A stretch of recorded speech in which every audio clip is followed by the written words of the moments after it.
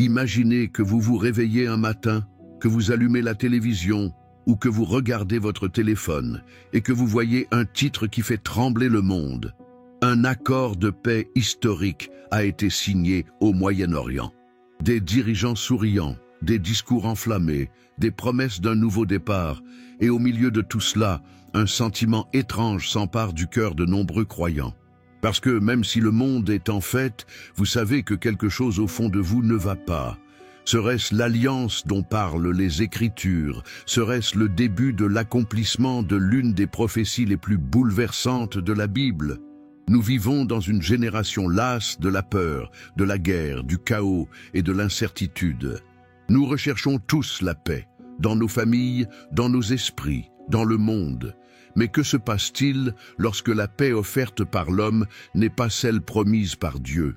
L'âme humaine aspire à la sécurité, mais se heurte à la déception. Elle aspire à l'espoir, mais bute sur de vaines promesses. Et pendant ce temps, les événements mondiaux se déroulent exactement comme prévu il y a des milliers d'années. Aujourd'hui, cette histoire ne vous informera pas seulement, te réveillera. Parce que ce qui se passe n'est pas une coïncidence. Ce n'est pas de la politique, ce n'est pas une coïncidence, c'est une prophétie. Et comprendre cela peut changer à jamais la façon dont vous voyez le présent, l'avenir et votre propre foi. Si vous avez déjà eu l'impression que le monde était hors de contrôle, que les promesses des hommes ne suffisaient pas et que votre cœur se lassait d'attendre si longtemps, cette histoire est pour vous. Car même si l'accord de paix a été signé, la véritable paix, celle qui apaise l'âme et qui n'est pas brisée avec le temps, cela ne peut venir que de celui qui a promis de revenir. Avant de continuer, arrêtez-vous un instant. Ce que vous êtes sur le point d'entendre pourrait changer à jamais votre vision du monde et de votre foi. Si vous vous êtes déjà demandé ce qui se passe réellement derrière les accords de paix, les guerres et les signes que nous voyons tous les jours, ce message est pour vous. Abonnez-vous, activez la cloche et rejoignez-moi jusqu'à la fin, car aujourd'hui, vous découvrirez si l'accord de paix signé accomplit une prophétie biblique sous nos yeux. 1. La rumeur qui secoue le monde. La journée avait commencé comme toutes les autres. Les rues étaient animées, les gens consultaient leur téléphone, les informations bruissaient. Mais soudain, un gros titre a bouleversé la routine mondiale.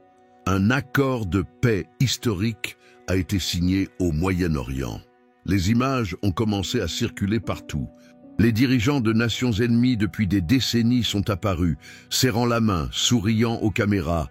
Des drapeaux ont flotté, des discours d'espoir ont été prononcés, et le monde entier a semblé pousser un soupir de soulagement. Enfin la paix, ont dit certains. Un nouveau départ pour l'humanité, ont affirmé d'autres. Sur les réseaux sociaux, des millions de personnes ont partagé la nouvelle avec enthousiasme. Certains ont pleuré d'émotion. D'autres se sont simplement émerveillés devant ce qui ressemblait à un miracle politique. Après tant d'années de guerre, d'attentats, de conflits religieux et territoriaux, le cœur du monde, ce morceau de terre où l'histoire de la foi a commencé, a enfin signé un accord de paix. Mais au milieu de toute cette euphorie, quelque chose de différent flottait dans l'air. Tout le monde n'était pas à la fête. Parmi les croyants, parmi ceux qui lisaient les Écritures et connaissaient les anciennes prophéties, un murmure commença à se répandre, une inquiétude difficile à expliquer. Dans les petites églises, dans les foyers modestes, dans les groupes de prière en ligne, nombreux étaient ceux qui ouvraient leur Bible en quête de réponse. Quelqu'un mentionnait les paroles du prophète Daniel. Un autre se rappelait les avertissements de Jésus dans l'Évangile selon Matthieu. Serait-ce l'accomplissement d'une prophétie? Demandait-il d'une voix tremblante. Les caméras montrèrent des dirigeants signant des documents précieux, échangeant des cadeaux, scellant des engagements avec des sourires, mais au cœur spirituel du monde, quelque chose clochait. Cette paix si soudaine, si parfaite, si célébrée, semblait trop belle pour être vraie. Et tandis que les applaudissements remplissèrent les palais, certains hommes et femmes de foi fermaient les yeux et priaient en silence. « Seigneur, donne-nous le discernement. Si c'est la fin des temps, prépare-nous. Si c'est la paix des hommes, et non la tienne, qu'elle ne nous trompe pas. » C'était le début d'une ère nouvelle. Les médias l'appelaient le traité du siècle. Les politiciens le considéraient comme un pas vers l'avenir. Mais les enfants de Dieu savaient que derrière chaque événement mondial se cache une dimension spirituelle. Car la Bible enseigne que l'histoire humaine ne se déroule pas au hasard. Chaque nation, chaque roi, chaque signature et chaque parole s'inscrivent dans le plan souverain de Dieu. Et même si le monde réclame paix et sécurité, les Écritures préviennent qu'un temps viendra où cette paix apparente ne sera que le prélude à quelque chose de bien plus grand, l'accomplissement des prophéties finales. C'est ainsi que tout a commencé, par des applaudissements, un sourire et une signature. Mais le ciel, silencieux et attentif, savait que cet instant marquerait le début d'un compte à rebours spirituel. Une histoire écrite des milliers d'années auparavant commençait à se dévoiler aux yeux de l'humanité entière. 2. La prophétie qui traverse les siècles. Bien avant l'existence des Nations Unies, des accords internationaux ou des discussions sur la paix mondiale, un homme de foi recevait une révélation directement du ciel. Cet homme était Daniel, un jeune Hébreu emmené captif à Babylone, l'une des civilisations les plus puissantes de son temps. Daniel était sage, droit et profondément fidèle à Dieu. Même vivant en terre étrangère, entouré d'idoles et de rois païens, il n'a jamais abandonné sa foi. Et c'est précisément grâce à sa fidélité que le Seigneur lui a montré des choses que personne d'autre n'avait vues, tout le cours de l'histoire humaine, depuis son époque jusqu'à la fin des temps.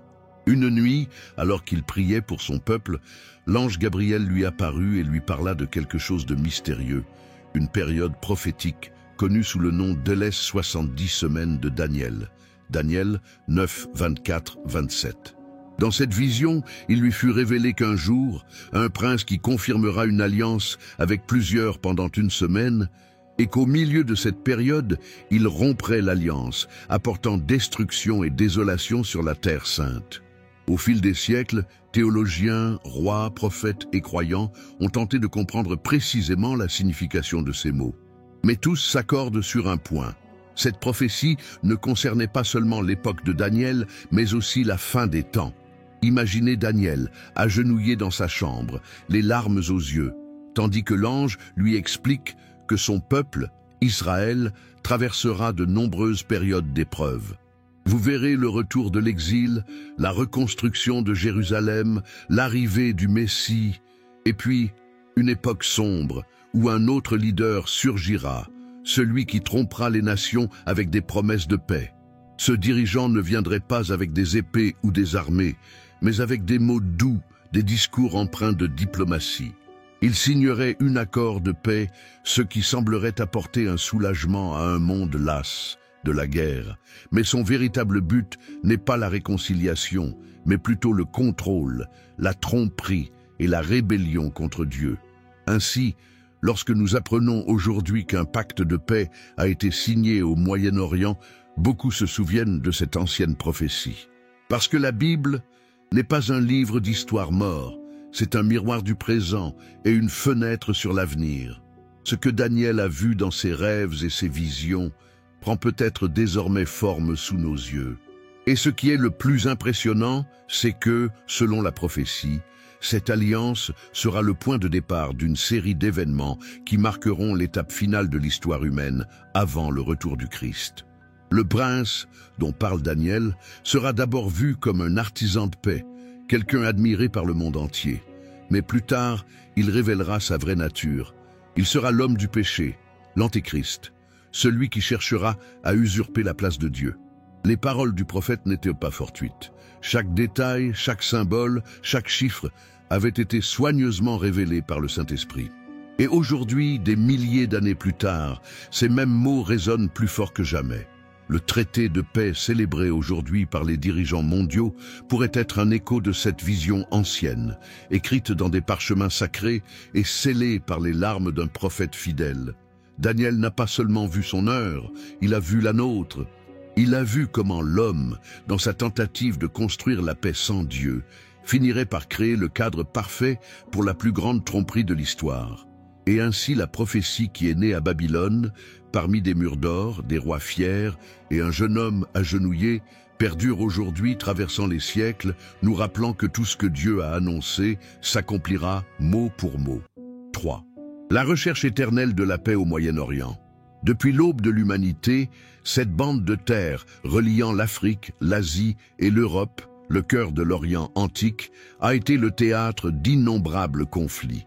C'est là, au milieu de montagnes arides, de déserts sans fin et de vallées fertiles, que l'histoire du peuple de Dieu a commencé. Et depuis lors, Moyen-Orient est devenu l'épicentre d'une lutte qui n'est pas seulement politique ou territoriale, mais spirituelle. Tout a commencé par une promesse. Dieu lui a dit à Abraham que de lui naîtrait une grande nation, un peuple élu, une descendance aussi nombreuse que les étoiles du ciel. Mais cette même promesse créait aussi une division qui marquerait le destin de générations entières, Isaac et Ismaël. Isaac, fils de la promesse, serait l'héritier de l'alliance avec Dieu. Ismaël, fils de la chair, deviendrait le père de nombreux peuples arabes. Depuis lors, les descendants des deux frères sont en tension constante, revendiquant l'héritage spirituel et territorial d'Abraham. Au fil des siècles, le territoire que nous connaissons aujourd'hui sous le nom d'Israël, de Palestine, de Jordanie et de leurs environs a été conquis, détruit et reconstruit à maintes reprises. Égyptiens, Assyriens, Babyloniens, Perses, Grecs, Romains, tous ont cherché à s'en emparer, mais aucune n'a pu la garder en paix. Jérusalem, la ville de la paix, a été détruite au moins 2 fois, assiégée 23 fois et conquise plus de 40 fois. Pourquoi tant de combats pour un territoire aussi restreint? Parce que là, sur ce morceau de terre, la plus grande bataille spirituelle de l'histoire est en train d'être menée. Jérusalem n'est pas un simple point sur la carte. Elle est le centre du plan de Dieu. C'est là qu'Abraham gravit le mont Moria pour offrir son fils Isaac, là où Salomon construisit le temple, là où les prophètes annoncèrent la venue du Messie, et là où Jésus versa son sang pour toute l'humanité. Et c'est là aussi que, selon les Écritures, s'accompliront les dernières prophéties. C'est pourquoi chaque fois qu'un dirigeant mondial prononce le mot « paix » à propos de Jérusalem, le ciel tout entier s'arrête pour l'écouter. Car la Bible dit dans Zacharie 12, 2, 3 que Jérusalem sera une coupe qui enivrera tous les peuples environnants et une pierre pesante pour toutes les nations. Autrement dit, personne ne pourra apporter la véritable paix sur cette terre sans le prince de la paix qui est le Christ. Tout au long de l'histoire moderne, d'innombrables tentatives de paix ont été menées au Moyen-Orient. Des accords politiques aux alliances temporaires, toutes ont échoué. La méfiance, les divergences religieuses et la fierté nationale ont rendu toute solution durable impossible. Mais le monde continue d'essayer, car l'homme croit qu'il peut faire la paix de ses propres mains. Cependant, la Bible nous enseigne que la paix sans Dieu n'est qu'une illusion fugace. Jésus lui-même a dit « Je vous laisse la paix, je vous donne ma paix. Je ne vous donne pas comme le monde donne. » Jean 14, 27. Le monde offre des accords, des traités et des promesses. Le Christ offre la transformation du cœur. Aujourd'hui, alors qu'une nouvelle alliance est annoncée entre des nations ennemies, beaucoup sont remplis d'espoir. Mais les yeux spirituels voient quelque chose de plus profond. Ils voient l'accomplissement de ce qui a été prophétisé. Il viendra un temps où les hommes diront « paix et sécurité ». Mais alors surviendra une destruction soudaine. 1 Thessaloniciens 5, 3. Et ainsi, pendant que les gouvernements signent des documents et que les caméras capturent des sourires, l'horloge prophétique de Dieu continue de tourner. Le Moyen-Orient n'est pas seulement une région de conflit, c'est le théâtre du dernier acte de l'histoire humaine. Des sables de Mésopotamie aux murs de Jérusalem, tout est lié par un dessein divin. Et bien que les hommes aient recherché une paix durable, une seule paix régnera à jamais, celui que le Messie amènera lorsqu'il reviendra pour établir son royaume éternel. C'est pourquoi, lorsque le monde applaudit un accord de paix, les enfants de Dieu observent avec discernement. Ils savent que la véritable paix ne se signe pas, est reçue. Et que, dans ce coin de la planète où tout a commencé, tout finira aussi. Comme l'annonçait la Bible, il y a des milliers d'années. Arrêtez-vous un instant. Si ce message vous fait déjà réfléchir, ne part pas encore, car le plus révélateur reste à venir. Aimez cette vidéo, partagez-la avec quelqu'un qui a également besoin de comprendre ce qui se passe et restez jusqu'à la fin, car découvrons ensemble ce que dit la Bible à propos de cet accord de paix et de ce qui vient ensuite. 4. L'écho des paroles de Jésus. Jésus se tenait sur le mont des Oliviers, dominant Jérusalem, lorsqu'il prononça des paroles qui résonnèrent à travers les siècles comme un coup de tonnerre qui résonne encore dans le cœur de l'humanité. Ses disciples, curieux et craintifs, lui demandèrent « Maître, quand cela arrivera-t-il? Quel sera le signe de ton avènement et de la fin du monde ?» Matthieu 24, 3. Alors le Fils de Dieu commença à révéler les mystères de l'avenir avec une clarté stupéfiante. Il dit « Vous entendrez parler de guerres et de bruits de guerre. Gardez-vous d'être troublés, car il faut que ces choses arrivent. Mais ce ne sera pas encore la fin. » Et plus tard, il ajouta quelque chose qui aujourd'hui semble écrit pour notre époque, quand ils disent « paix et sécurité ». Alors survient une destruction soudaine. Imaginez cette scène. Le vent souffle doucement sur les collines, le soleil se couche doré sur les murs de Jérusalem. Et Jésus, avec un regard qui transcende le temps, parle non seulement à ses disciples, mais aussi à vous, à moi, à nous tous, qui vivons aujourd'hui à une époque de promesses de paix vaine. Les disciples écoutaient en silence. Ils ne parvenaient pas à saisir pleinement l'ampleur des paroles du Maître, mais ils voyaient au-delà du présent. Ils voyaient l'avenir des nations, les alliances politiques, les guerres technologiques, les leaders charismatiques qui parleraient d'unité, et la grande confusion spirituelle qui dominerait la fin des temps. Jésus ne parlait pas seulement de conflits entre royaumes ou armées, il parlait de quelque chose de plus profond, une bataille pour l'âme de l'humanité. Car tandis que le monde recherche la paix extérieure, dans les traités, les accords et la diplomatie, Dieu offre une paix intérieure que le monde ne peut ni donner ni enlever. Dans ce discours prophétique, connu sous le nom de Sermon sur le mont des Oliviers, Jésus a averti que de faux prophètes, de faux messies et des signes trompeurs viendraient. Et si vous y réfléchissez, c'est exactement ce que nous voyons aujourd'hui. Des dirigeants qui promettent la paix mais divisent, des religions qui parlent d'amour mais sèment la haine et un monde qui crie unité tout en s'éloignant de plus en plus de la vérité. Jésus a également parlé de tremblements de terre, de peste et de famine en divers endroits. Il a dit que l'amour de beaucoup se refroidirait, que la méchanceté augmenterait et que même certains élus seraient trompés. N'est-ce pas ce que nous voyons aujourd'hui ? Une génération qui a perdu le sens du bien et du mal, où le sacré est bafoué et la foi perçue comme une faiblesse. Pourtant, au milieu de tous ces avertissements, Jésus a laissé une promesse lumineuse, un espoir qui brille au milieu du chaos, mais celui qui persévérera jusqu'à la fin sera sauvé. Par ces mots, il nous a rappelé que nous ne devons pas vivre dans la peur, mais dans la foi. Les événements mondiaux ne devraient pas surprendre les croyants, car ils ont été annoncés à l'avance afin que nous soyons préparés.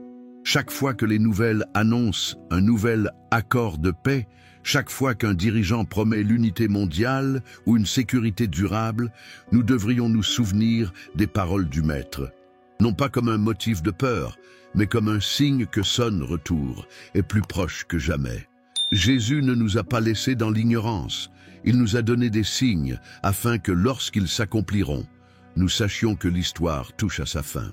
Et même si le monde applaudit, même si le signe puissant pacte au nom de la paix, ceux qui ont du discernement spirituel comprennent que cette paix n'est pas vraie, mais plutôt un rideau qui précède l'accomplissement de la prophétie. L'écho des paroles de Jésus continue de résonner aujourd'hui avec une force qu'il est impossible d'ignorer. C'est un appel à se réveiller, à ne pas se laisser tromper par les apparences, à regarder au-delà des gros titres et à comprendre que ce qui se passe n'est pas une coïncidence, mais fait partie d'un plan divin qui s'accomplit étape par étape.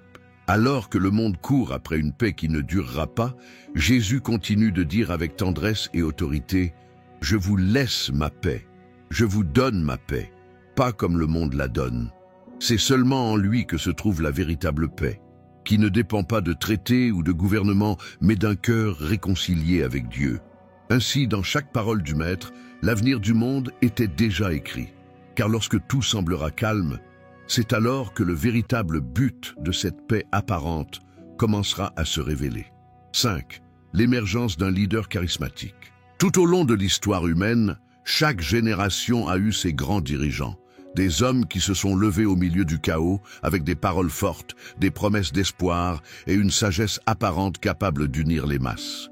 Mais la Bible prévient aussi qu'à la fin des temps, un leader apparaîtra qui sera différent de tous les autres, un homme qui captivera le monde entier par son charisme, son intelligence et sa capacité à apporter la paix là où il n'y en a jamais eu. Cet homme n'arrivera pas comme un dictateur traditionnel, ni comme un conquérant armé. Il n'aura pas besoin d'armée pour s'imposer, car son pouvoir résidera dans ses paroles, son magnétisme, son apparente humanité. Il sera perçu comme un sauveur politique, un médiateur mondial, un visionnaire capable de résoudre les conflits les plus anciens. Et le plus impressionnant, c'est que beaucoup le considéreront un messager de Dieu, quelqu'un envoyé pour rétablir l'harmonie entre les peuples. La prophétie de Daniel parle de lui comme un prince qui confirmera une alliance avec beaucoup pendant une semaine. Daniel 9, 27. Ce prince n'est pas un roi de sang, mais un leader d'influence mondiale, un homme qui signera un accord de paix qui changera le cours de l'histoire. Son arrivée coïncidera avec une période de crise mondiale. Guerre, instabilité économique, famine et catastrophes naturelles. Le monde réclamera désespérément un guide, quelqu'un pour ramener l'ordre au milieu du chaos. Et puis, il apparaîtra. Dans un discours brillant, il parlera d'unité, de compassion et de coopération internationale. Il affirmera que les religions doivent s'unir d'une seule voix, que l'humanité doit mettre de côté ses différences et construire un avenir commun. Les puissants l'écouteront, les médias l'adoreront et des millions de personnes le suivront sans poser de questions. Sa présence transmettra la confiance. Ses paroles seront douces, presque hypnotiques.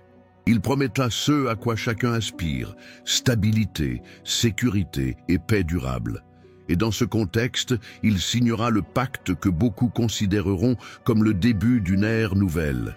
Les caméras du monde entier immortaliseront l'instant. Les foules applaudiront, les marchés se stabiliseront, les gouvernements le couronneront architecte de la paix. Mais ceux qui connaissent les Écritures verront autre chose. Ils verront l'accomplissement des paroles anciennes de l'apôtre Paul qui annonçait qu'avant la venue du Seigneur, la révélation serait faite. L'homme du péché, le fils de la perdition, 2 Thessaloniciens 2, 3. Ce leader ne sera pas un monstre à première vue, mais un imitateur du Christ, une ombre du vrai Messie. Il parlera d'amour, mais il recherchera le pouvoir. Il promettra la liberté, mais il apportera l'esclavage. Jésus avait déjà prévenu, « Plusieurs viendront sous mon nom, disant, « C'est moi qui suis le Christ. » Et ils séduiront beaucoup de gens. Matthieu 24, 5. Le monde aura tellement besoin de solutions qu'il acceptera n'importe quelle promesse de soulagement. Ainsi, sans le savoir, des millions de personnes ouvriront la porte à la plus subtile tromperie de tous les temps. Ce leader, qui a débuté sa carrière avec un message de paix, révélera peu à peu son vrai visage. Il ne recherchera pas la gloire de Dieu, mais son propre trône. Il contrôlera les économies, les systèmes technologiques et même les croyances des gens. L'humanité, fascinée par sa sagesse et ses miracles apparents, l'élèvera au rang d'idole. Et l'ennemi, qui depuis toujours désire être adoré, trouvera en lui son instrument idéal. Son ascension ne sera pas immédiate, elle débutera par des alliances, des discours et des promesses. Mais comme une graine vénéneuse, son influence grandira jusqu'à dominer les systèmes politiques, religieux et économiques du monde. Lorsque les gens croiront avoir enfin atteint la paix, c'est à ce moment-là que le véritable objectif de ce dirigeant sera révélé. Et tandis que le monde l'acclame, les vrais enfants de Dieu se souviendront des paroles du Christ. Prenez garde que personne ne vous trompe. Car la tromperie la plus dangereuse ne sera pas celle de la violence, mais celle de la fausse paix. Ainsi, au milieu des sourires, des applaudissements et des promesses d'unité, le règne du faux Messie va commencer, qui sera présenté comme la solution, mais qui en réalité sera le prélude à la période la plus sombre que la terre ait jamais connue. Et à ce moment-là, l'horloge prophétique de Dieu sonnera plus fort que jamais, car ce qui semblait être la paix deviendra le début de la fin. 6. Le faux espoir de la paix terrestre. Le monde entier aspire à la paix. Après tant de guerres, des siècles de conflits, d'attaques, de crises et de divisions, l'humanité aspire au repos. Et ce désir, si légitime, si profond, devient le terreau idéal de la plus grande tromperie de tous les temps. Car lorsque l'homme recherche la paix sans Dieu, il se perd inévitablement. Les prophètes ont mis en garde contre cela il y a des milliers d'années. Dans Jérémie 6,14, Dieu dénonce les dirigeants de son peuple en disant « Ils pensent les blessures de mon peuple à la légère », en disant « paix, paix », alors qu'il n'y a pas de paix. Ces mots, prononcés il y a des siècles, semblent écrits pour notre génération. Aujourd'hui, les puissants de la terre signent des traités, les diplomates prononcent des discours et les médias annoncent « le conflit est terminé, une nouvelle ère d'harmonie commence ». Mais au fond, dans le cœur de l'homme, il y a toujours la guerre. La paix dont le monde parle est fragile, superficielle. C'est une paix politique, soutenue par des intérêts économiques, par des commodités temporaires. Une paix qui dépend de signatures, de documents et d'alliances qui peuvent être rompues par un mot ou un missile.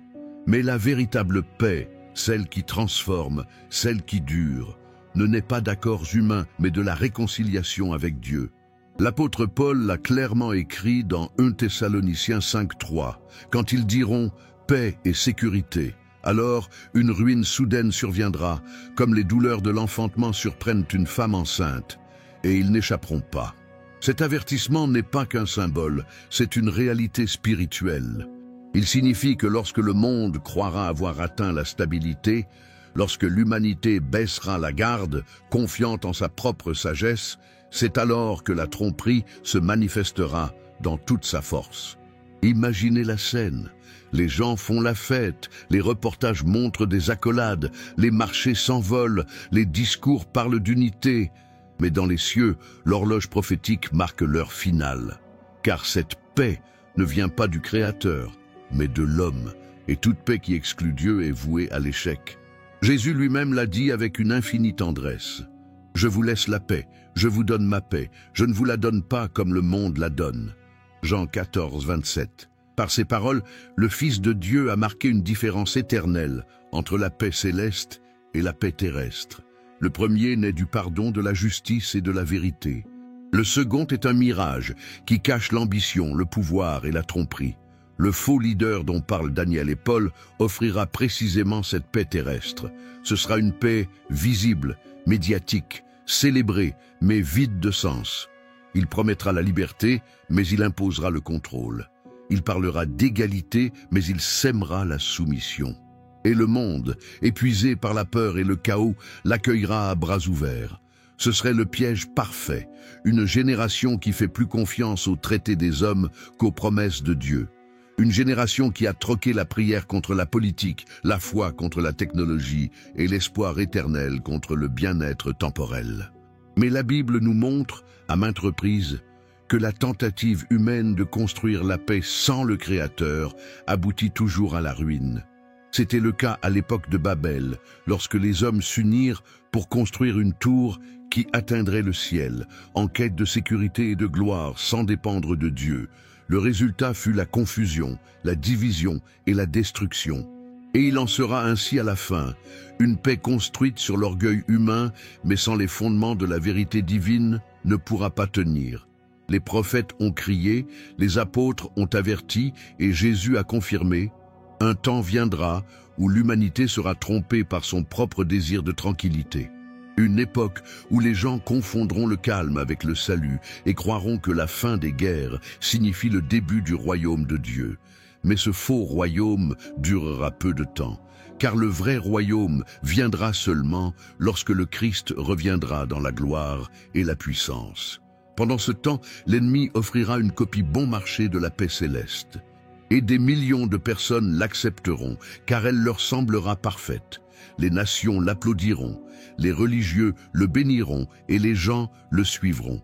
Mais derrière cette apparente harmonie se cachera le début de la grande tribulation, la période la plus sombre de l'histoire humaine. Et alors s'accomplira ce que Dieu a dit par Isaïe, « Il n'y a pas de paix pour les méchants ».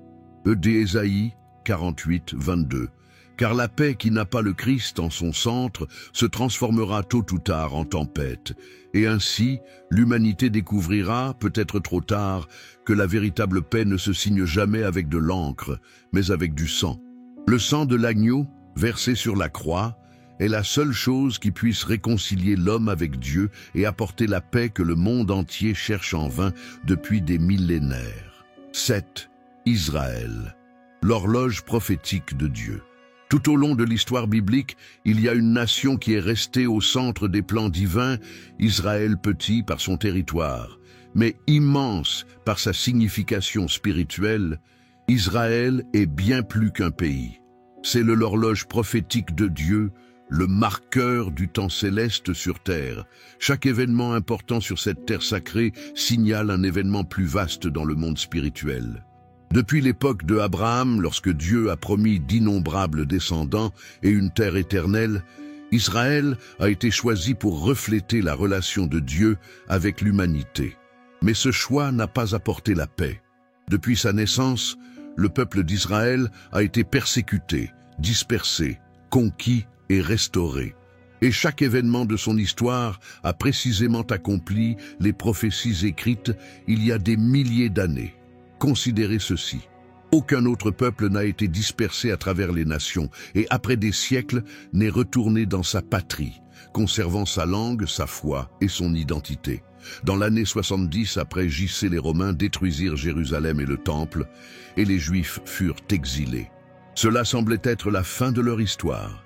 Mais les prophètes avaient déjà annoncé que, même dispersés à travers le monde, Dieu les réunirait à nouveau. Ézéchiel vit ce moment dans une vision, une vallée remplie d'ossements desséchés qui, par la puissance de l'Esprit de Dieu, commencèrent à se rassembler, à se recouvrir de chair et à revivre. Ézéchiel 37. C'était une image claire de la renaissance d'Israël. Et c'est ce qui s'est passé 14 mai 1948, lorsqu'après presque 2000 ans, Israël renaît en tant que nation. Ce fut un événement qui a changé l'histoire du monde et a marqué le début d'une nouvelle ère prophétique. Depuis lors, les yeux du monde et du ciel sont rivés sur Jérusalem. Chaque guerre, chaque traité, chaque mouvement politique concernant Israël a un impact spirituel. Car, même si l'on croit pratiquer la diplomatie, Dieu accomplit sa parole, étape par étape. Les prophètes ont annoncé qu'Israël serait le centre de l'attention des nations, qu'il deviendrait un fardeau pour tous les peuples. Zacharie 12:3. Et c'est exactement ce que nous constatons aujourd'hui. Les puissances mondiales se disputent leur territoire, leurs frontières, leur capitale, leur sécurité. Et pourtant, personne ne peut déplacer la moindre pierre à Jérusalem sans déclencher une tempête politique. Pourquoi? Parce que Jérusalem n'appartient pas aux hommes, mais à Dieu. C'est le lieu où Abraham a démontré sa foi, où David a établi son trône, où Salomon a construit le temple et où Jésus a été crucifié et ressuscité. Et selon la Bible, ce sera aussi le lieu où il régnera à nouveau. Chaque fois qu'une nation signe un accord avec Israël, chaque fois que sa terre ou sa souveraineté sont discutées, l'horloge prophétique se remet à tourner. Le retour des Juifs sur leur terre fut le premier point à bouger. La réunification de Jérusalem en 1967 en fut une autre. Et maintenant, avec les accords de paix modernes, l'aiguille semble se rapprocher du point final, l'arrivée du Messie et l'accomplissement de toutes les prophéties. Israël n'est pas une nation comme les autres, c'est le signe le plus clair de l'action de Dieu dans l'histoire. Jésus lui-même a dit dans Matthieu 24, 32, 34, « Apprenez une parabole du figuier. Lorsque ses branches sont déjà tendres et que ses feuilles poussent, vous savez que l'été est proche. » Le figuier représente Israël. Lorsqu'il reprit son essor, lorsqu'il renaquit en tant que nation, c'était le signe que la fin des temps approchait. Et cela signifie que nous vivons à une époque prophétique, une époque où chaque nouvelle concernant Israël a un écho spirituel. Le monde ne le comprend peut-être pas, mais ceux qui connaissent la parole savent que Dieu déplace les pièces sur l'échiquier final. Israël est le centre du plan divin, la boussole de la fin des temps. Et même si beaucoup tentent de diviser leur terre, de manipuler leur destin ou de détruire leur identité, le Seigneur a promis qu'Israël ne disparaîtrait jamais, car Dieu ne rompt pas ses alliances, et sa parole demeure ferme. Celui qui te bénit sera béni, et celui qui te maudira sera maudit. Genèse 12, 3. Ainsi, chaque fois que vous entendez parler d'un nouveau traité ou d'un conflit impliquant Israël, souvenez-vous de ceci, ce n'est pas seulement de la politique, c'est de la prophétie. Et le battement de cœur de ce petit pays est le battement de cœur de l'horloge de Dieu, marquant les dernières secondes avant le retour glorieux du roi des rois. Attends une seconde, tu as l'impression que tout ça a du sens. Alors ne vous déconnectez pas maintenant, car ce qui vient ensuite pourrait vous ouvrir les yeux d'une manière que vous n'auriez jamais imaginée. Laissez-moi un like, commentez « Je regarde » si vous croyez que les prophéties s'accomplissent et restent jusqu'à la fin, car comprendre ce qui est sur le point de se produire peut changer votre foi pour toujours. 8. Le temple est le signe du milieu de la semaine. Au cœur de Jérusalem, sur une colline sacrée, se trouve un lieu qui a été le centre de la foi, de la dévotion et aussi du conflit, le mont du Temple là. Il y a des milliers d'années, le roi Salomon a érigé l'une des plus grandes merveilles de l'Antiquité, le Temple de Dieu, un lieu où le ciel et la terre semblaient se rencontrer. Les colonnes brillaient d'or, l'encens emplissait l'air de son parfum et le chant des Lévites résonnait comme le ciel. Mais ce temple, symbole de la présence de Dieu parmi les hommes, fut détruit à 2 reprises, d'abord par les Babyloniens, puis des siècles plus tard par les Romains, en 70 après J.C. Depuis, cette montagne est restée vide de sacrifices, et les Juifs pleurent sa perte depuis des générations. Cependant, la Bible dit qu'un jour le temple sera reconstruit. Daniel a prophétisé dans son livre, Daniel 9, 27, qu'un dirigeant, celui-là même qui signera l'alliance avec beaucoup, permettra que les sacrifices soient rétablis pendant un temps. Mais à mi-chemin de cette période, il rompra l'accord et arrêtera les sacrifices, comme étant ce que Jésus a appelé l'abomination de la désolation. Ce sera un signe sans équivoque, le milieu de la semaine prophétique, le moment exact où le monde saura que le faux pacificateur a montré son vrai visage.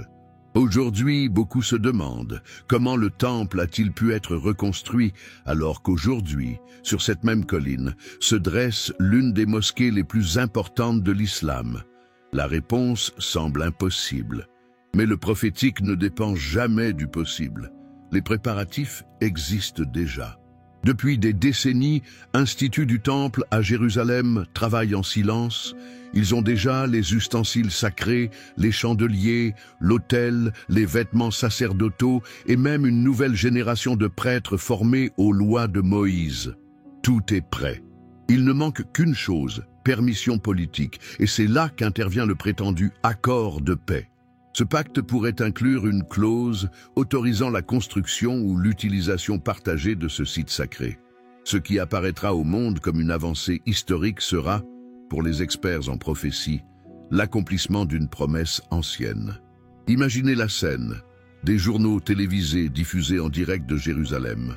Des foules de Juifs pleurent d'émotion en voyant les pierres se dresser à nouveau. Les chefs religieux proclament l'avènement d'une nouvelle ère de réconciliation. Le son des trompettes remplit l'air. Les prêtres montent les escaliers en robe blanche et l'autel fume à nouveau des sacrifices anciens. Le monde le verra comme un symbole d'unité, mais les cieux le reconnaîtront comme le prélude à un conflit spirituel sans précédent. Car ce temple, bien qu'il soit érigé au nom de la religion, ne sera pas le centre du véritable culte de Dieu, mais le lieu où l'homme du péché cherchera à usurper sa place. L'apôtre Paul a clairement averti dans 2 Thessaloniciens 2,4 « L'adversaire qui s'élève au-dessus de tout ce qu'on appelle Dieu ou de ce qu'on adore jusqu'à s'asseoir dans le temple comme Dieu, se proclamant lui-même Dieu. C'est à ce moment-là, lorsque l'humanité croira avoir atteint son apogée spirituel, que la tromperie atteindra son paroxysme. Le faux leader, admiré et vénéré, se présentera comme une figure divine. Les nations l'adoreront, les médias le loueront et des millions de personnes tomberont sous son charme. Le temple, reconstruit pour honorer Dieu, deviendra le trône de l'Antéchrist. Et la terre entière sera témoin de la plus grande trahison de l'histoire. Alors s'accomplira ce que Jésus a dit dans Matthieu 24, 15, 16, « Quand vous verrez l'abomination de la désolation, annoncée par le prophète Daniel, établie dans le lieu saint, que celui qui lit comprenne, alors que ceux qui seront en Judée fuient dans les montagnes. » Ce sera une époque de confusion mondiale. Ceux qui ont cru à une fausse paix seront sous le choc, ceux qui ont ignoré les prophéties chercheront des réponses, et les croyants comprendront que le moment est venu. Le pacte de 7 ans sera rompu en 2 à 3 ans et demi, et le grande tribulation, le temps de détresse dont le prophète Jérémie a parlé, un temps de détresse pour Jacob, mais il en sera délivré. Jérémie 37. À partir de ce moment, le monde cessera de parler de paix et commencera à comprendre la véritable ampleur du conflit spirituel. Le temple, symbole d'adoration et de gloire, deviendra l'épicentre de la rébellion humaine. Mais même là, au milieu des tromperies, Dieu aura un dessein, séparer ceux qui croient de ceux qui ne suivent que les apparences. La résurgence du temple ne sera pas un événement isolé. Ce sera le signe le plus visible que l'horloge prophétique a atteint son point le plus critique.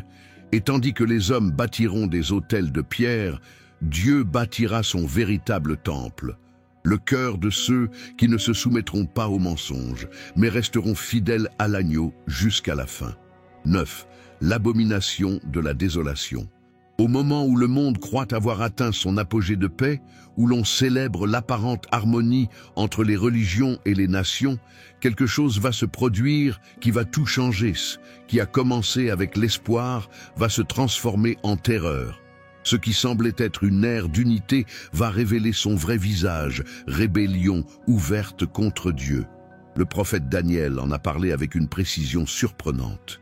Dans Daniel 9, 27, il écrit qu'au milieu de la semaine, le prince, ce chef au charisme trompeur, rompra l'alliance qu'il avait signée et commettront l'abomination de la désolation.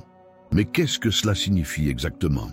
Jésus lui-même expliqua ce mystère des siècles plus tard, lorsque assis sur le mont des Oliviers, il regarda vers Jérusalem et dit à ses disciples, « Quand vous verrez l'abomination de la désolation dont a parlé le prophète Daniel, établi dans le lieu saint, que celui qui lit fasse attention. » Matthieu 24, 15.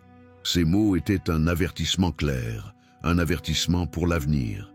Abomination signifie quelque chose de répugnant aux yeux de Dieu, quelque chose qui profane le sacré. Désolation signifie ruine, chaos et destruction. En d'autres termes, c'est le moment où ce dirigeant mondial, qui a commencé son règne avec des promesses de paix, entreront dans le temple reconstruit à Jérusalem. Il fera quelque chose d'impensable. Il se proclamera Dieu. Non seulement il arrêtera les sacrifices qu'il avait lui-même permis au début, mais il placera son image dans le lieu saint et exigera l'adoration de tous. L'apôtre Paul l'a décrit avec une clarté terrifiante dans 2 Thessaloniciens 2,4. L'adversaire qui s'élève au-dessus de tout ce qu'on appelle Dieu ou de ce qu'on adore, jusqu'à s'asseoir dans le temple comme Dieu, se proclamant lui-même Dieu. Imaginez l'impact de ce moment. Des caméras du monde entier retransmettront la scène en direct. Les chaînes internationales relateront un événement historique. À Jérusalem, l'homme le plus puissant de la terre entre dans le temple, s'assoit sur le trône réservé au Seigneur et déclare devant la foule « Je suis celui qui apporte la vraie paix, celui qui doit être adoré. » Les chefs religieux l'applaudiront, les médias le loueront et les masses le salueront comme un messie. Mais les cieux trembleront, car à ce moment-là, le temple de Dieu sera profané et le temps de la patience divine atteindra ses limites. Les vrais croyants, ceux qui connaissent les Écritures, comprendront que la prophétie s'est accomplie. Ils se souviendront des paroles de Jésus. Alors, Que ceux qui seront en Judée fuient dans les montagnes. Matthieu 24, 16. Ce sera le début de la grande tribulation, une période d'obscurité spirituelle et de persécution comme jamais auparavant. Le faux leader, possédé par l'esprit de l'Antéchrist, établira une domination totale. Il contrôlera non seulement les économies et les gouvernements, mais aussi les consciences. Il imposera une marque, la fameuse marque de la bête, pour pouvoir acheter ou vendre. Et quiconque refuse de l'adorer sera persécuté, emprisonné ou exécuté. À ce moment-là, la terre entière comprendra que la paix, tant célébrée, n'était qu'un piège. La tromperie aura été parfaite. Car l'ennemi n'est pas venu avec violence au début, mais avec douceur. Il n'est pas venu avec des épées, mais avec des paroles séduisantes. Et maintenant, il va montrer son vrai visage, celui d'un tyran spirituel qui cherche à prendre la place du Dieu très haut. Le prophète Daniel, horrifié par cette vision, décrivit comment le désolateur érigerait son image dans le lieu saint, et qu'à cause de cette abomination, une grande destruction s'abattrait sur la terre. Daniel 11, 31. Les anciens sacrifices cesseront et le temple deviendra un symbole d'idolâtrie et de rébellion. À partir de ce moment-là, commencera un temps de souffrance si profond que Jésus le compare aux douleurs de l'enfantement. Une douleur qui grandit et s'intensifie jusqu'au moment de la naissance, lorsque le royaume de Dieu fait enfin irruption dans l'histoire. Mais même au milieu de cette obscurité, Dieu n'abandonnera pas son peuple. Il y aura un reste fidèle, des hommes et des femmes qui ne s'inclineront pas devant la statue du faux Dieu. Ils proclameront avec audace « Seul le Seigneur est Dieu, lui seul nous le servirons ». Et même s'ils sont persécutés, même s'ils sont peu nombreux, leur foi sera une flamme que même la puissance de l'Antéchrist ne pourra éteindre. L'abomination de la désolation sera donc la ligne de démarcation entre le mensonge et la vérité, entre ceux qui adorent le Créateur et ceux qui se soumettent à l'imposteur. Ce sera le moment le plus sombre de l'humanité, mais aussi le prélude à la victoire finale. Car lorsque l'ennemi croit avoir conquis le trône de Dieu, le ciel s'ouvrira et le vrai roi apparaîtra. Jésus reviendra dans la gloire, et tout genou fléchira, non pas devant l'usurpateur, mais devant l'agneau qui a été immolé et qui vit au siècle des siècles. Ainsi, ce que Daniel a appelé l'abomination de la désolation ne sera pas seulement un acte de profanation, mais le point de rupture de la tromperie, le moment où le monde saura que la bataille finale entre la lumière et les ténèbres a commencé. 10. Persécution et foi mises à l'épreuve. Après l'abomination de la désolation, le monde ne sera plus jamais le même. Le faux leader, celui qui a commencé son ascension en parlant de paix, montrera son vrai visage. La diplomatie se transformera en dictature, les promesses se mueront en menaces, et l'apparente liberté du monde cédera la place à un régime de contrôle total. Ce sera un moment où la foi sera mise à l'épreuve comme jamais auparavant dans l'histoire. La Bible la décrit comme une période de ténèbres et de détresse sans précédent. Jésus l'avertit avec des paroles choquantes, car alors la détresse sera si grande qu'il n'y en a point eu de pareille depuis le commencement du monde jusqu'à présent, et qu'il n'y en aura jamais. Matthieu 24, 21. Ce sera une époque où la peur dominera les nations. Les gouvernements seront unis sous un système unique, et ce système sera entièrement contrôlé par l'Antéchrist. L'économie mondiale sera une, les religions se fondront dans un culte mondial et l'humanité sera surveillée et dirigée avec précision. Personne ne pourra acheter ou vendre sans une marque, sans un symbole d'obéissance au nouvel ordre. Ceux qui refusent de l'accepter seront persécutés. Et là, au milieu de cette oppression, de vrais croyants émergeront, ceux qui ne se soumettront pas au pouvoir du monde. Ils ne chercheront pas de temple de pierre, car leur foi reposera sur le Dieu vivant. Ils n'auront pas besoin d'autel visible, car leur cœur sera leur temple. Imaginez ces jours-là, des familles cachées dans les montagnes, des croyants se réunissant en secret pour prier, des voix chuchotées récitant les psaumes dans l'obscurité. Beaucoup seront trahis par leurs propres amis ou parents. Et même si la peur tente de faire taire la foi, le Saint-Esprit fortifiera les fidèles avec un courage surnaturel.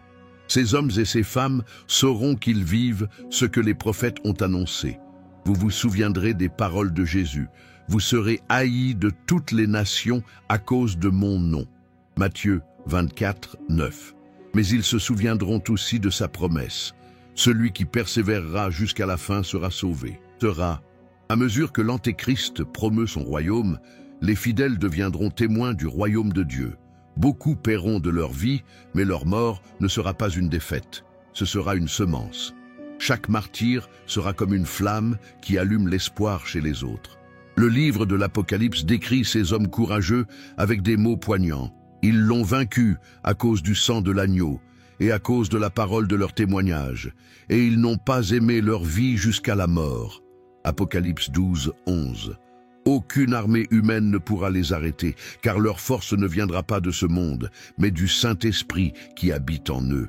À ce moment-là, les faux croyants s'écarteront. Ceux qui ont suivi le Christ uniquement par commodité s'écarteront, car le suivre signifierait tout perdre. Mais les vrais enfants de Dieu resteront fermes, même si cela signifie perdre leur vie. Ce sera l'accomplissement de la parabole des 10 vierges. Les unes, préparées avec l'huile, l'Esprit Saint, seront prêtes à rencontrer l'époux. Les autres, négligentes, seront laissées de côté quand le moment sera venu. Le ciel observera ce scénario de près. Les anges recueilleront les prières des saints persécutés comme l'encens s'élevant jusqu'au trône de Dieu. Et même si le mal semble triompher, en réalité, ce sera le moment où la foi du peuple de Dieu brillera avec le plus d'éclat. Tout comme à l'époque de Daniel, lorsque le prophète fut jeté dans la fosse aux lions, les fidèles devront faire face à leur propre épreuve du feu. Mais tout comme Dieu a fermé la gueule des lions dans le passé, il protégera également la sienne dans les temps de la fin. L'Antéchrist croira qu'il a le contrôle, mais il ignorera que chaque pas qu'il fait accomplit exactement ce qui était déjà écrit. Et à mesure que la persécution s'intensifie, le message de l'Évangile se répandra également comme jamais auparavant. Car même dans la tribulation, Dieu suscitera des messagers, des prophètes et des témoins qui proclameront au monde entier que Jésus est le vrai Seigneur. Alors s'accomplira la parole d'Apocalypse 14, 6, « Et je vis un autre ange qui volait par le milieu du ciel, ayant un évangile éternel pour l'annoncer aux habitants de la terre, à toute nation, à toute tribu, à toute langue et à tout peuple. La terre sera ébranlée, les cieux s'obscurciront, mais la lumière du Christ ne s'éteindra pas. Les fidèles comprendront que leur souffrance a un but. Ils sont purifiés comme l'or dans le feu. Chaque larme versée sera recueillie par Dieu. Chaque parole de foi prononcée au milieu de la peur sera enregistrée dans les livres du ciel. Ainsi, tandis que la persécution tente de détruire la foi, elle la perfectionne en réalité. Car ce que l'ennemi planifie comme mal, Dieu le transformera en victoire.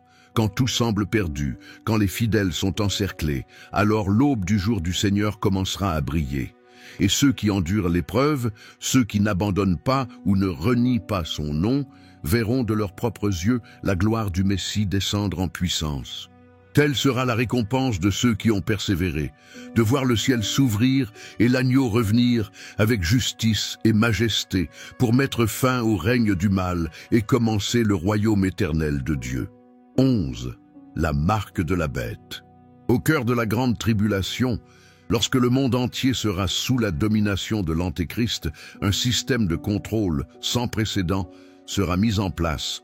Ce ne sera pas un simple gouvernement politique, ni une alliance économique. Ce sera un régime spirituel, une structure globale destinée à subjuguer non seulement les corps, mais aussi les âmes. Et la Bible lui donne un nom qui traverse les siècles comme un écho terrifiant, la marque de la bête. L'apôtre Jean, dans le livre de l'Apocalypse, a écrit cette vision avec une clarté étonnante, et elle fit que tous, petits et grands, riches et pauvres, libres et esclaves, reçussent une marque sur leur main droite ou sur leur front, afin que personne ne puisse acheter ni vendre, sans avoir la marque, le nom de la bête ou le nombre de son nom. C'est ici la sagesse.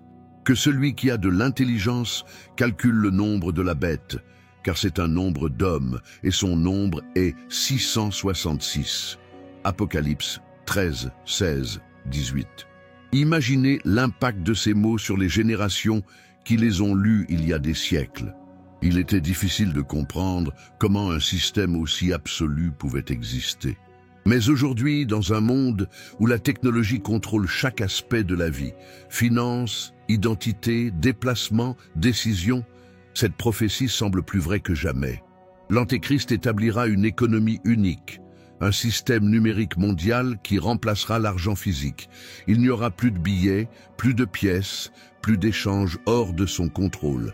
Chaque transaction passera par un réseau centralisé.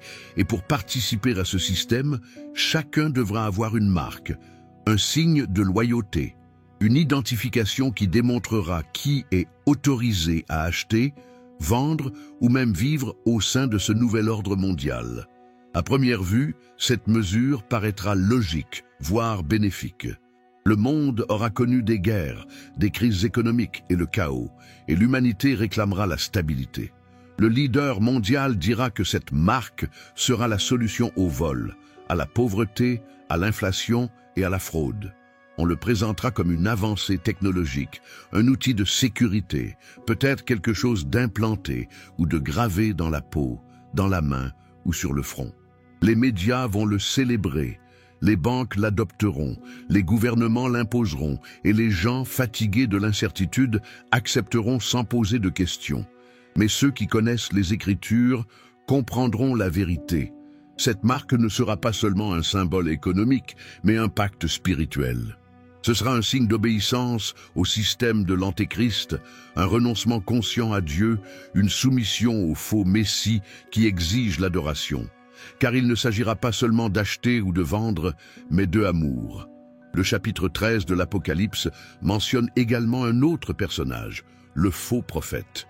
Il sera celui qui convaincra le monde d'accepter la marque. Il accomplira des signes et des prodiges, faisant même descendre le feu du ciel, trompant les multitudes.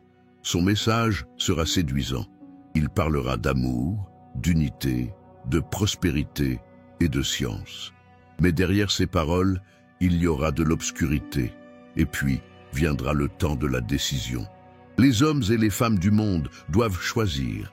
Être fidèles à Dieu, même si cela signifie tout perdre, ou accepter la marque pour survivre. Ceux qui décident de suivre le Christ seront persécutés. Ils ne pourront ni travailler, ni acheter, ni commercer. Beaucoup seront arrêtés, d'autres vivront cachés, se nourrissant de ce qu'ils trouvent, ou avec l'aide d'autres croyants. Mais ils sauront qu'ils livrent la bataille la plus importante de toutes, la bataille pour leur âme. Pendant ce temps, ceux qui acceptent la marque vivront dans un faux sentiment de paix. Ils auront accès aux ressources, pourront faire leurs achats, voyager et participer au système, mais ils porteront sur leur front et sur leurs mains le sceau de la condamnation. Parce que la marque sera plus qu'un signe visible, elle sera un signe d'appartenance. Et ceux qui le reçoivent auront donné leur allégeance à l'ennemi de Dieu. Apocalypse 14, 9, 11 donne un avertissement effrayant. Si quelqu'un adore la bête et son image et reçoit une marque sur son front ou sur sa main, il boira lui aussi du vin de la colère de Dieu, versé sans mélange dans la coupe de sa colère. Il sera tourmenté dans le feu et le soufre, devant les saints anges et devant l'agneau. Ce passage n'est pas une métaphore, c'est un véritable avertissement. Le jugement sera inévitable pour ceux qui choisissent de se soumettre au système de l'Antéchrist. Mais en même temps, Dieu promet une récompense éternelle à ceux qui résistent, à ceux qui ne se plient pas et n'acceptent pas la marque. Ils sont décrits comme les 144 000 scellés pour l'amour de Dieu, des hommes et des femmes mis à part, qui portent sur leur front le nom de l'agneau. Tandis que le monde est marqué du sceau de la bête, Dieu a aussi un sceau, son Saint-Esprit. Et ce sceau est ce qui protège son peuple, ce qui garantit la victoire finale. Durant cette période, la foi sera mise à l'épreuve dans sa forme la plus pure. Il n'y aura plus de temple, plus de prédicateurs, plus de confort, seulement deux chemins, servir Dieu ou servir le système de l'ennemi. Ce sera un temps d'obscurité, mais aussi de révélation. parce que les fidèles comprendront que la véritable liberté ne consiste pas à pouvoir acheter ou vendre, mais à tenir bon face à la pression du monde. Ils attendront le retour du Messie avec des larmes, mais aussi avec espoir, sachant que la souffrance de ce moment ne peut se comparer à la gloire qui les attend. Et alors que la marque divise l'humanité, le ciel se prépare à intervenir.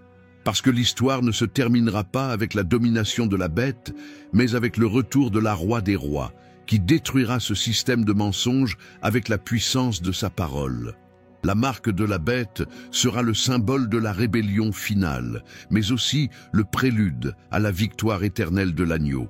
Car même si le monde impose son sceau, Dieu scellera les siens avec la promesse du salut.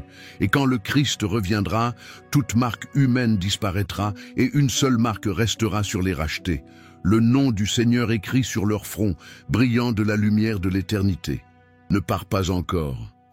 Ce que vous êtes sur le point d'entendre est l'une des parties les plus choquantes de cette prophétie. Si ce sujet vous touche le cœur, aime la vidéo, partagez-le avec quelqu'un qui a besoin d'un éveil spirituel et écrivez dans les commentaires « Seigneur, ouvre mes yeux », parce que ce qui vient ensuite vous fera comprendre pourquoi l'accord de paix pourrait être le signe qui marque le début de tout. 12. Le retour du Christ et le jugement des nations. Le monde entier sera plongé dans les ténèbres.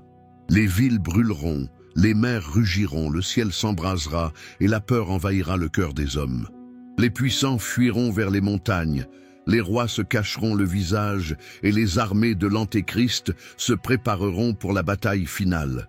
Tout semblera perdu, comme si le mal avait conquis la terre.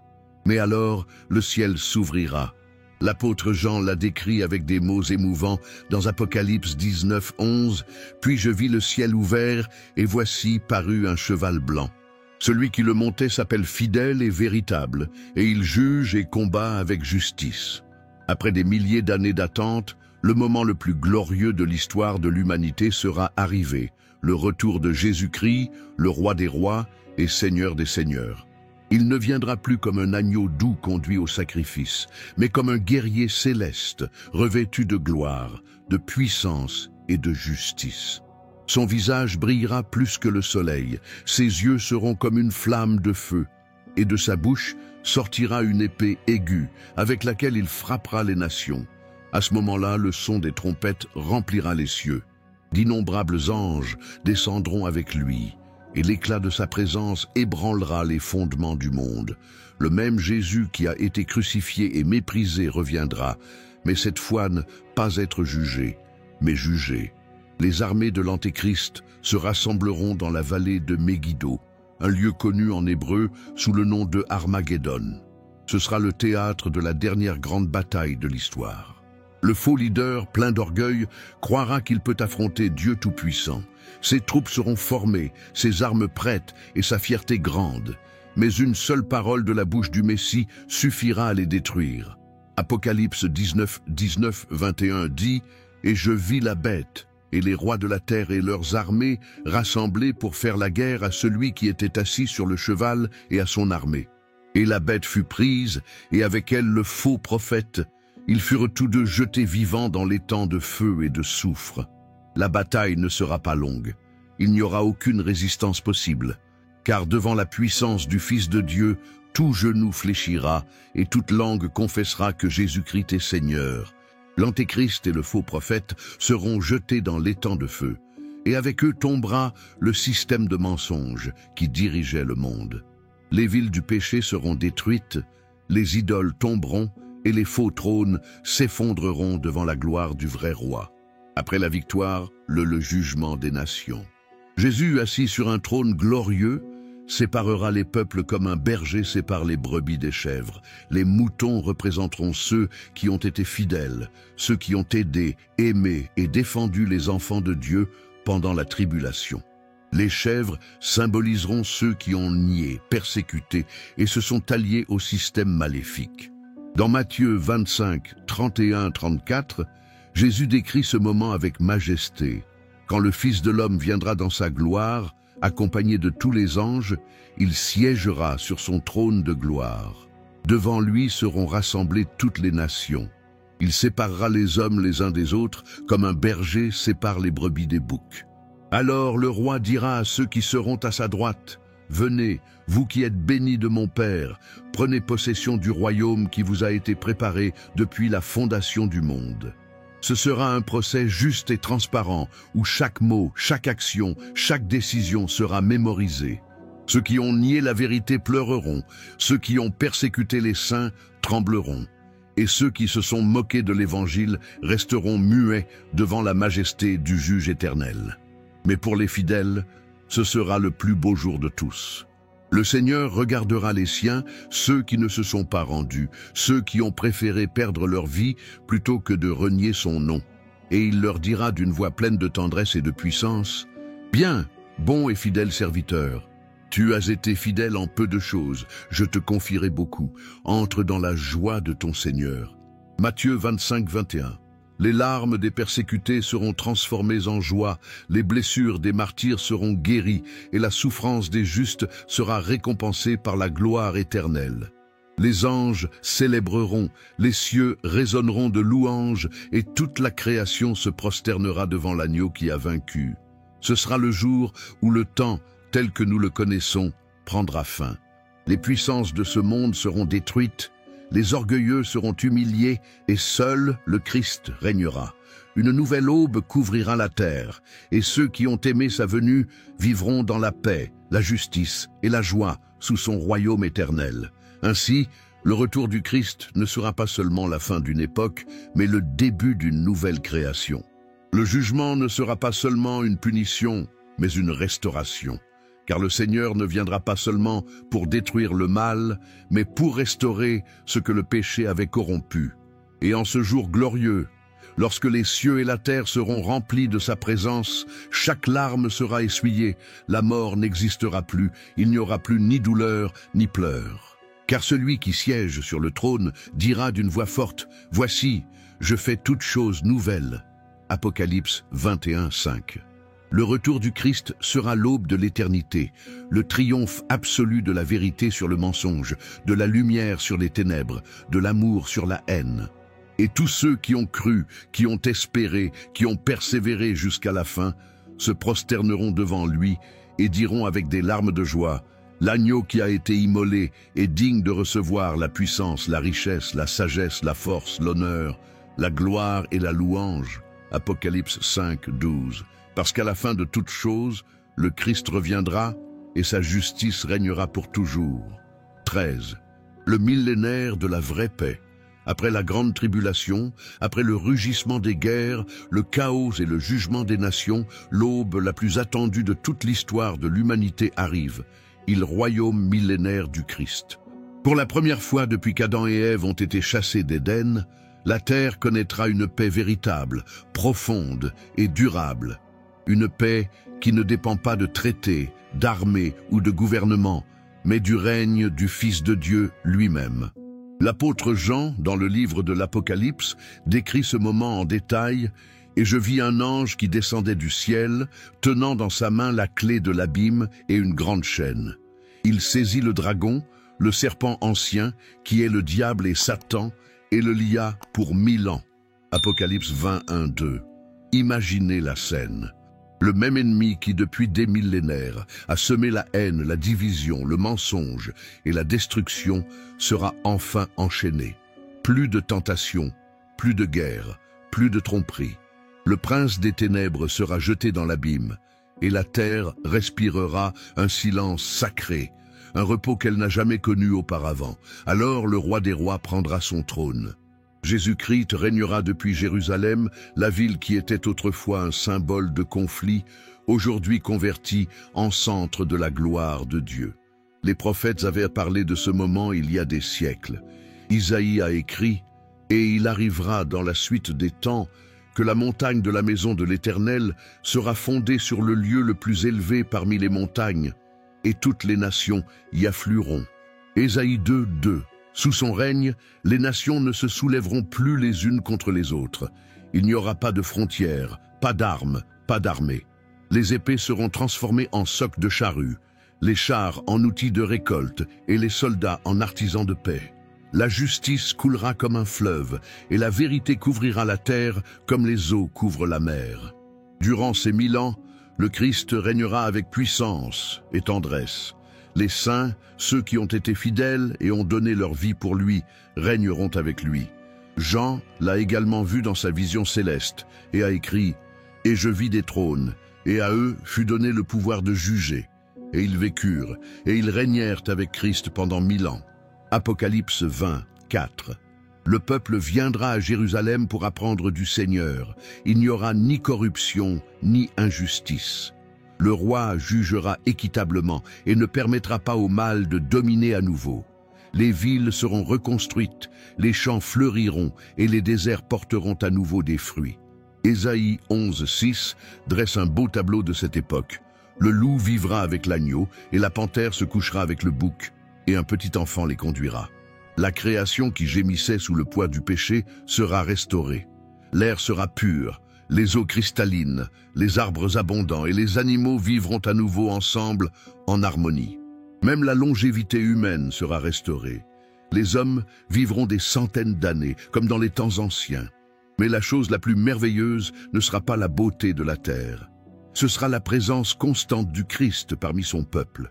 Il n'y aura plus de temple car sa gloire remplira toute la terre. Les hommes pourront le voir, l'entendre, apprendre directement de lui. Et chaque matin, les familles se réveilleront avec la certitude que le Seigneur règne, que la paix n'est pas un rêve, mais une réalité. Il n'y aura qu'une seule langue, la langue de l'amour, une seule loi, la justice divine, et un seul drapeau, le nom du roi des cieux. Ceux qui ont survécu à la tribulation verront de leurs propres yeux comment le monde est transformé. Les enfants grandiront dans une époque sans guerre, sans faim, sans peur. Les nations apprendront à vivre dans la lumière du Créateur, et la connaissance de Dieu se multipliera comme jamais auparavant. Pendant ce temps, Satan restera enfermé, incapable de tenter ou de tromper. Mais à la fin des 1000 ans, la Bible dit qu'il sera libéré pour une courte période. Pourquoi ? Parce que Dieu permettra une dernière épreuve. Ceux qui sont nés pendant le millénaire, bien qu'ils aient vécu dans un monde parfait, devront également décider s'ils aiment vraiment le Seigneur. Et malheureusement, beaucoup seront à nouveau trompés. L'ennemi rassemblera son propre peuple pour une rébellion finale. Ils s'approcheront de Jérusalem, pensant pouvoir détruire le peuple de Dieu. Mais alors le feu descendra du ciel, et Satan sera vaincu pour toujours. Il sera jeté dans l'étang de feu, avec la bête et le faux prophète, et ne trompera plus jamais personne. Et ainsi, avec cette victoire finale, le royaume millénaire laissera place à quelque chose d'encore plus glorieux, éternité. Les cieux et la terre passeront, et Dieu créera un nouveau ciel et une nouvelle terre, où il n'y aura plus de larmes, ni de mort, ni de douleur. Le millénaire sera le prélude à l'éternité, la démonstration parfaite de ce que le monde a toujours cherché sans trouver, la vraie paix, la justice parfaite et l'amour éternel. Et tout cela sera possible parce que le Créateur habitera à nouveau avec sa création. Alors s'accomplira ce que Zacharie a prophétisé, et l'Éternel sera roi de toute la terre. En ce jour-là, l'Éternel sera un seul Seigneur, et son nom sera un seul nom. Zacharie 14, 9. Le millénaire ne sera pas un fantasme, mais la promesse accomplie d'un Dieu qui ne ment jamais. Et lorsque ce royaume de 1000 ans prendra fin, les fidèles qui ont régné avec le Christ entreront avec lui dans l'éternité où le temps cessera d'exister et la gloire de Dieu sera la lumière qui illuminera son peuple pour toujours. Ce sera la véritable fin de l'histoire, ou plutôt le début de l'éternité parfaite avec le roi éternel. 14. L'avertissement pour nos jours. Nous vivons à une époque où l'horloge prophétique de Dieu tourne. Chaque nouvelle, chaque changement sur la scène mondiale, chaque mouvement au Moyen-Orient semble nous rapprocher de ce que la Bible annonçait il y a des milliers d'années. Mais malheureusement, la plupart des gens dans le monde ne s'en rendent pas compte. L'humanité, distraite par le bruit, la technologie et la hâte, a cessé d'entendre la voix de Dieu. Et c'est donc un moment crucial, un moment de avertissement divin. Jésus l'a dit clairement dans Matthieu 24, 37, 39. « Ce qui arriva du temps de Noé arrivera de même à l'avènement du Fils de l'homme. Car comme au jour d'avant le déluge, les hommes mangeaient et buvaient, se mariaient et donnaient en mariage, jusqu'au jour où Noé entra dans l'arche. Ils ne se doutèrent de rien jusqu'à ce que le déluge vint et les emporta tous. Ainsi en sera-t-il à l'avènement du Fils de l'homme. Qu'est-ce que cela signifie? Que les gens vivront leur vie normalement, ignorant les signes du ciel. Il y aura de la joie, des mariages, des célébrations, des progrès. Mais peu répondront à l'appel à la repentance. Alors que le monde recherche le divertissement, le pouvoir et le plaisir, le plan de Dieu s'accomplira silencieusement, étape par étape. Et c'est là le plus grand danger, indifférence spirituelle. Parce que l'ennemi ne se présente pas toujours avec violence. Il agit souvent par distraction. Le cœur humain, occupé du temporel, oublie l'éternel. Et tandis que les hommes discutent de politique, d'économie ou de culture, les prophéties bibliques s'accomplissent sous nos yeux. Jésus a également averti « Veillez donc, car vous ne savez pas à quelle heure votre Seigneur viendra. » Matthieu 24, 42. Être vigilant signifie être éveillé, attentif, discerner les temps et ne pas se laisser tromper par les apparences. Il ne s'agit pas de vivre dans la peur, mais avec la foi, avec la sagesse, avec les yeux spirituels ouverts. L'apôtre Paul l'a dit fermement dans 1 Thessaloniciens 5, 6, « Ne dormons pas comme les autres, mais veillons et soyons sobres. » Car tandis que le monde se berce de l'illusion d'une fausse paix, les enfants de Dieu doivent se préparer en comprenant que chaque signe, chaque conflit et chaque changement global font partie de l'accomplissement du plan de Dieu. Aujourd'hui, plus que jamais, nous devons nous tourner vers Israël, vers Jérusalem, vers les accords et les alliances internationales, car la Bible nous montre que tout converge vers ce point. Ce qui n'est que politique pour les médias est un accomplissement prophétique pour le ciel. Mais l'avertissement ne consiste pas seulement à observer les événements, il vise à examiner le cœur. Car ce qui détermine véritablement le destin d'une personne n'est pas de savoir si elle connaît les prophéties, mais si elle est préparée spirituellement. Jésus l'a exprimé dans Matthieu 24, 44. C'est pourquoi, vous aussi, tenez-vous prêts, car le Fils de l'homme viendra à l'heure où vous n'y penserez pas. Se préparer signifie vivre dans la sainteté, pardonner, se réconcilier avec Dieu et laisser derrière nous ce qui nous lie au monde. Cela signifie mettre la foi en Christ et non dans les systèmes humains ou dans les promesses vides des hommes. Parce que lorsque tout ce que le monde considère comme solide s'effondre, seul ce qui est fondé sur le roc demeurera, la parole de Dieu. Les faux prophètes continueront de parler d'espoir terrestre, de prospérité et de succès, tout en ignorant l'appel à la repentance. Mais les vrais serviteurs du Seigneur élèveront leur voix comme une trompette, se souvenant que le royaume de Dieu est proche et que le temps de grâce ne durera pas éternellement. Cet avertissement n'a pas pour but de susciter la peur, mais de sensibiliser. Le Seigneur ne veut pas qu'aucun périsse, mais que tous parviennent à la repentance. 2 Pierre 3, 9. Cependant, le même chapitre nous rappelle quelque chose de fort. Le jour du Seigneur viendra comme un voleur dans la nuit. C'est-à-dire qu'il arrivera au moment où ils s'y attendront le moins. L'appel de Dieu pour nos jours est clair, reviens vers moi.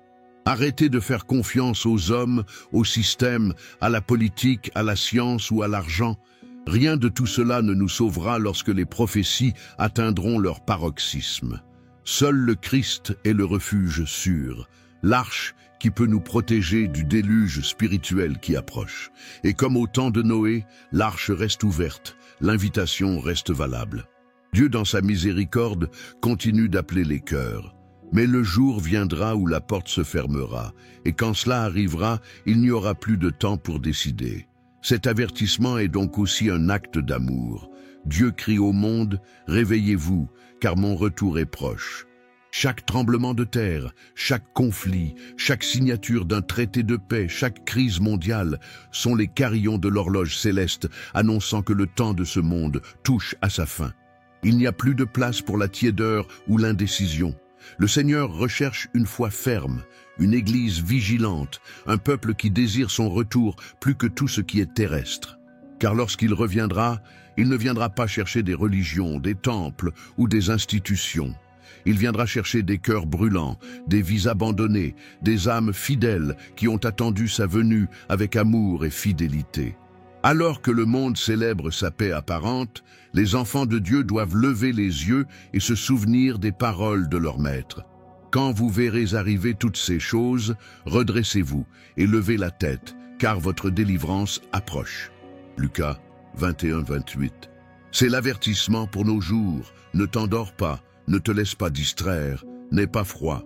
Parce que les prophéties ne sont pas encore à venir, se produisent déjà. Et très bientôt, les cieux s'ouvriront à nouveau, et le roi reviendra avec puissance et grande gloire. Quand ce moment viendra, qu'il nous trouve avec le cœur pur, nos lampes allumées et notre regard fixé sur lui, le seul qui promet une paix qui ne sera jamais brisée, Jésus-Christ, le Prince de la paix. 15. L'espoir qui ne faillit jamais. Après avoir exploré les prophéties, les guerres, les tromperies et les jugements, nous arrivons au message le plus puissant et le plus beau de toute l'histoire biblique, l'espérance éternelle en Jésus-Christ. Oui, le monde fera face à des moments difficiles. Oui, il y aura de la douleur, de la confusion et des ténèbres. Mais au milieu de tout cela, la lumière de Dieu ne s'éteint jamais. Cette lumière continue de briller dans le cœur de ceux qui croient, nous rappelant que, même si les cieux tremblent et les nations tremblent, la promesse du Seigneur tient toujours. Jésus lui-même l'a dit avec tendresse et autorité dans Jean 14-27. « Je vous laisse la paix, je vous donne ma paix. Je ne vous la donne pas comme le monde la donne. Que votre cœur ne se trouble point et ne s'alarme point. Quelle parole profonde !» Alors que le monde offre une paix superficielle, faite d'accords, de politiques et de fausses promesses, Jésus offre une paix qui vient de l'âme, une paix qui perdure même lorsque tout s'effondre autour de nous. Le message final de la prophétie n'est ni la terreur, ni la peur, ni le désespoir, et consolation, salut et victoire, parce que Dieu ne perd jamais le contrôle. Rien de ce qui se passe, ni les guerres, ni les pandémies, ni les crises, ni les traités de paix trompeurs, ne prend Dieu par surprise. Chaque détail est sous sa souveraineté. Et même si les hommes signent des accords ou rompent leurs promesses, les promesses de Dieu ne faillissent jamais. Tout au long de la Bible, le Seigneur a laissé un fil d'or qui unit chaque prophétie, chaque parole, chaque événement. L'espérance. Depuis l'Éden, lorsque l'homme est tombé, Dieu a promis la rédemption. D'Abraham au prophète, il a parlé d'un sauveur. Et lorsque ce sauveur est venu, Jésus, il a accompli chaque parole avec amour, donnant sa vie pour toute l'humanité. C'est pourquoi, lorsque le monde d'aujourd'hui semble chanceler, les enfants de Dieu doivent se rappeler qu'il y avait déjà une victoire sur la croix. Là, sur cette croix, le Fils de Dieu a vaincu le péché, vaincu la mort et nous a donné accès à une éternité glorieuse. Et c'est l'espoir qui soutient les croyants dans les moments les plus sombres.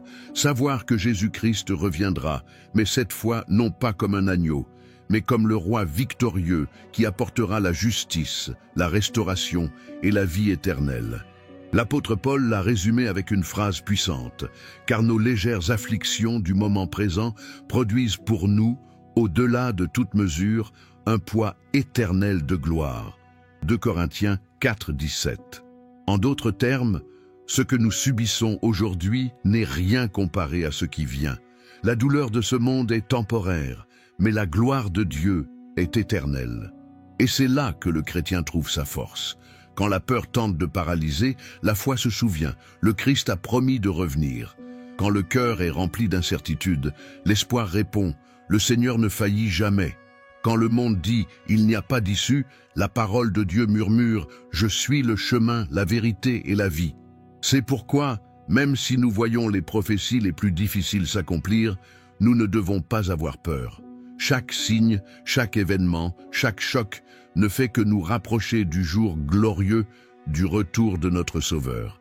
Jésus a promis « je reviendrai et je vous prendrai avec moi, afin que là où je suis, vous y soyez aussi ». Jean 14:3. Cette promesse n'a pas de date sur le calendrier humain, mais elle est gravée dans le cœur de Dieu. Et quand le moment viendra, aucune puissance sur terre ou en enfer ne pourra l'arrêter. Il viendra un jour où les cieux s'ouvriront à nouveau. Un jour où le son de la trompette résonnera dans tout l'univers. Un jour où les pleurs seront remplacés par la joie, la douleur par la joie, la mort par la vie éternelle. Ce jour-là, les justes ressusciteront, les fidèles seront transformés et toute larme sera essuyée de leurs yeux. Le livre de l'Apocalypse le décrit avec une beauté indescriptible. Et j'entendis du ciel une forte voix qui disait « Voici le tabernacle de Dieu avec les hommes. Il habitera avec eux et ils seront son peuple, et Dieu lui-même sera avec eux et sera leur Dieu. Dieu essuiera toute larme de leurs yeux et la mort ne sera plus, et il n'y aura plus ni deuil, ni cri, ni douleur. » Apocalypse 21, 3, 4. C'est l'espoir qui ne faillit jamais. C'est pourquoi nous continuons à croire, à prier et à espérer. Parce que nous savons que même si le monde s'effondre, le royaume de Dieu est plus proche que jamais. L'avenir de l'humanité ne se terminera pas par la destruction, mais par la rédemption. Le plan de Dieu ne s'arrête pas au jugement, mais à la restauration de toutes choses. Et ceux qui auront persévéré, qui auront gardé la foi au milieu des ténèbres, seront appelés bienheureux, car ils verront ce que les prophètes ont désiré voir, la gloire de l'agneau régnant pour toujours. Alors, si vous ressentez de la peur aujourd'hui, si vous regardez les informations et que votre cœur est rempli d'incertitude, souvenez-vous de cette vérité éternelle. Le même Dieu qui a soutenu Noé dans le déluge, Daniel dans la fosse aux lions, David contre Goliath et les apôtres dans la persécution, c'est le même Dieu qui soutient votre vie aujourd'hui. Et il a promis qu'il serait avec vous tous les jours, jusqu'à la fin du monde. C'est l'espoir qui ne déçoit jamais, la foi qui ne se brise jamais, la promesse qui n'expire jamais. Et même si la fin des temps peut sembler terrifiante, pour ceux qui aiment le Seigneur, ce sera le début de l'éternité la plus glorieuse. Car au milieu du chaos, la voix de Dieu continue de dire « N'aie pas peur, car je suis avec toi. Ne sois pas effrayé, car je suis ton Dieu qui te fortifie. » Ésaïe 41, 10. L'accord de paix a peut-être été signé, les prophéties sont peut-être en train de s'accomplir, mais le cœur du croyant ne doit pas être rempli de peur, mais d'espoir. Parce que nous savons que la fin de cette histoire est déjà écrite. Et à la fin de tout cela, le Christ gagne. Et ceux qui sont avec lui vainqueront aussi. C'est-à-dire, et ce sera toujours le cas, l'espoir qui ne faillit jamais. Aujourd'hui, le monde célèbre la signature d'un accord de paix. Les caméras sourient, les dirigeants s'embrassent et les nations applaudissent. Mais le cœur du croyant ne peut ignorer ce qu'il ressent. Une inquiétude, une voix intérieure qui murmure que ce n'est pas la fin, mais le début. Oui, l'accord a été signé, mais la question qui résonne dans l'âme est inévitable. Est-ce la paix de Dieu ou l'illusion de l'homme? Nous vivons à une époque où beaucoup cherchent des réponses, mais peu s'arrêtent pour regarder la carte prophétique que la Bible a dévoilée il y a des milliers d'années. L'humanité a soif de calme, soif d'espoir, soif de sens, mais elle tente d'étancher cette soif avec les promesses non tenues du monde. Et c'est là que ça fait le plus mal, quand on pense que la paix arrive, mais qu'on est encore vide à l'intérieur. Cependant, Dieu ne t'a pas oublié. Les prophéties n'ont pas été écrites pour susciter la peur, mais pour enflammer la foi. Chaque signe, chaque événement, chaque traité et chaque mot prononcé au nom de la paix mondiale nous rappelle que le temps approche et que le véritable prince de la paix est sur le point de revenir. Le monde peut signer des accords, mais la véritable paix ne se signe pas, est reçue. Et cette paix a un nom, Christ. Il ne promet pas un calme temporaire, mais une transformation éternelle. Il n'offre pas de traité politique, mais la liberté spirituelle. Alors que le monde célèbre sa paix, vous pouvez vivre celle qui ne finit jamais. Parce que lorsque tout semble incertain, lorsque les gros titres changent et que les royaumes tombent, la promesse de Dieu restera ferme. Je vous laisse ma paix, je vous donne ma paix, pas comme le monde la donne. L'accord humain a peut-être été signé, mais l'alliance éternelle, qui garantit la vie, le salut et l'espérance, elle était déjà scellée avec du sang sur la croix. Et cela, chers spectateurs, est le seul accord qui ne sera jamais rompu.